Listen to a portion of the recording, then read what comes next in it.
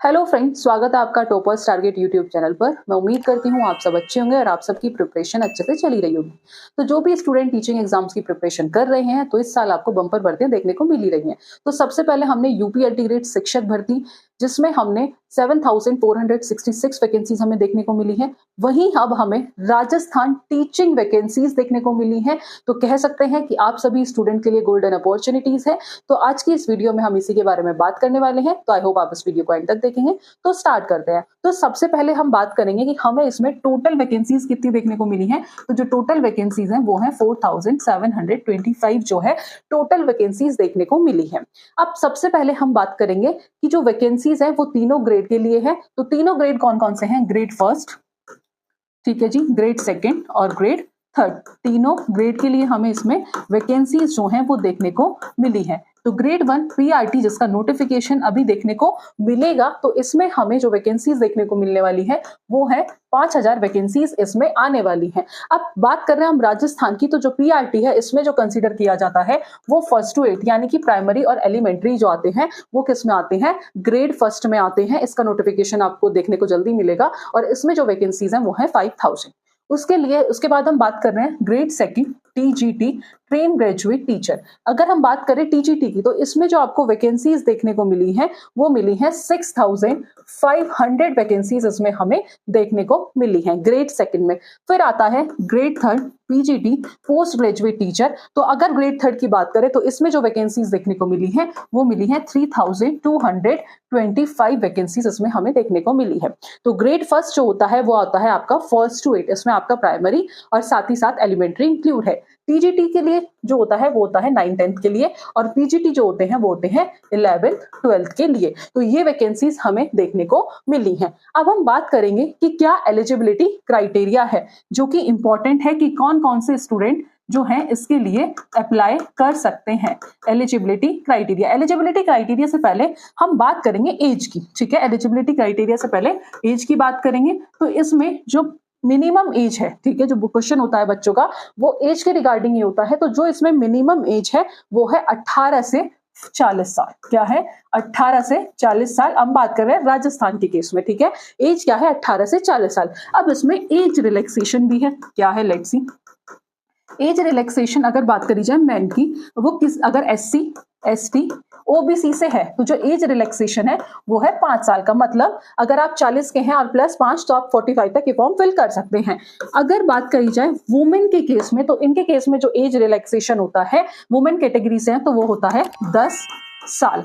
उसके बाद अगर आप डिवोर्स है या फिर विडो हैं तो उस केस में बस आपका सर्टिफिकेट चाहिए, ठीक है। थर्ड केस जो है कि डिवोर्स या फिर विडो के केस में आपके पास सर्टिफिकेट होना चाहिए। तो इस केस में जो एज रिलैक्सेशन है उसमें कोई एज लिमिट नहीं है, बट आपके पास सर्टिफिकेशन होना चाहिए। उसके बाद पर्सन विद डिसेबिलिटी, इनके पास जो है वो कितने उसका है 5 ईयर का, यानी कि अगर आप मैन हैं तो 5 साल आपके पास वैसे, और अगर आप पर्सन विद डिसेबिलिटी हैं, ठीक है, अगर आपको कोई डिसेबिलिटी था उस केस में 5 साल और है। तो ये थी एज रिलैक्सेशन की बात। अब हम बात करते हैं एलिजिबिलिटी क्राइटेरिया की, ठीक है। एलिजिबिलिटी क्राइटेरिया की तो हम बात कर रहे हैं एलिजिबिलिटी क्राइटेरिया की। तो सबसे पहले हम बात करेंगे पीजीटी पोस्ट ग्रेजुएट टीचर।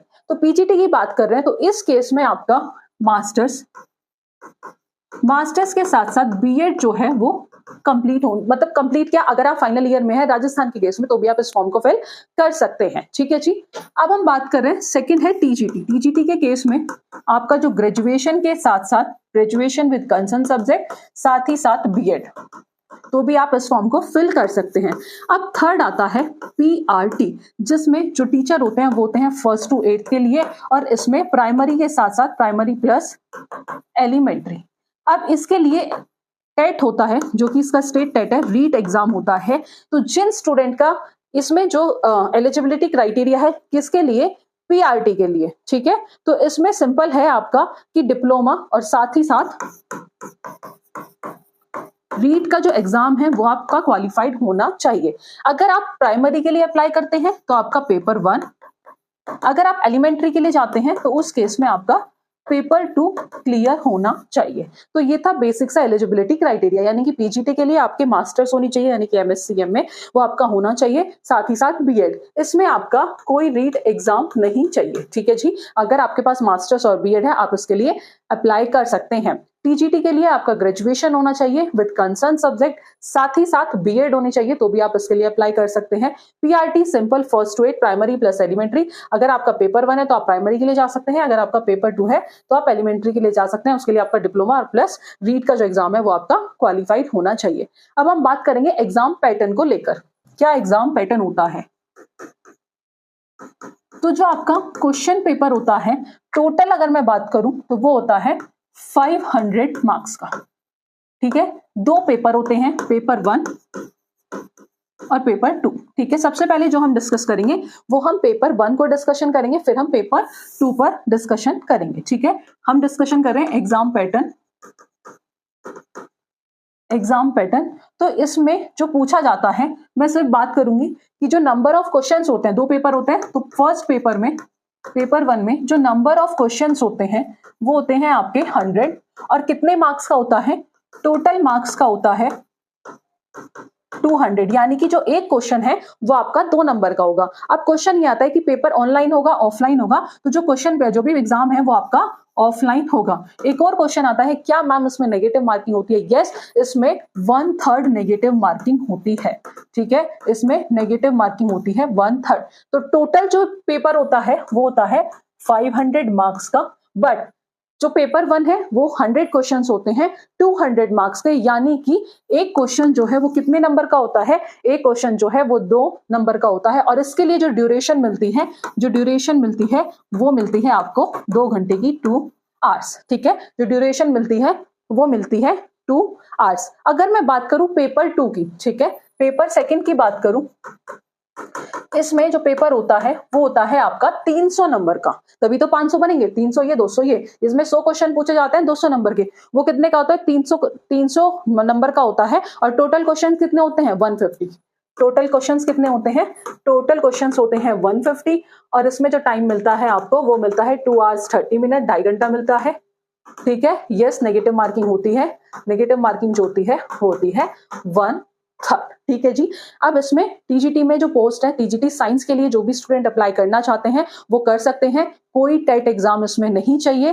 तो आप किसी भी स्टेट से हैं, अगर आप एलिजिबिलिटी क्राइटेरिया फुलफिल कर सकते हैं तो आप इसके लिए जा सकते हैं, अच्छी वैकेंसीज हैं, ठीक है। तो आप इसका फॉर्म फिल कर सकते हैं, और अगर अभी तक प्रिपरेशन स्टार्ट नहीं की है तो प्रिपरेशन स्टार्ट कर दीजिए, क्योंकि आपको आने वाले टाइम्स में और भी वैकेंसीज देखने को मिलने वाली है। इसका टीजीटी साइंस का सिलेबस हम नेक्स्ट वीडियो में डिस्कशन करेंगे, तो इस वीडियो में इतना ही, मिलेंगे नेक्स्ट वीडियो में नेक्स्ट टॉपिक के साथ।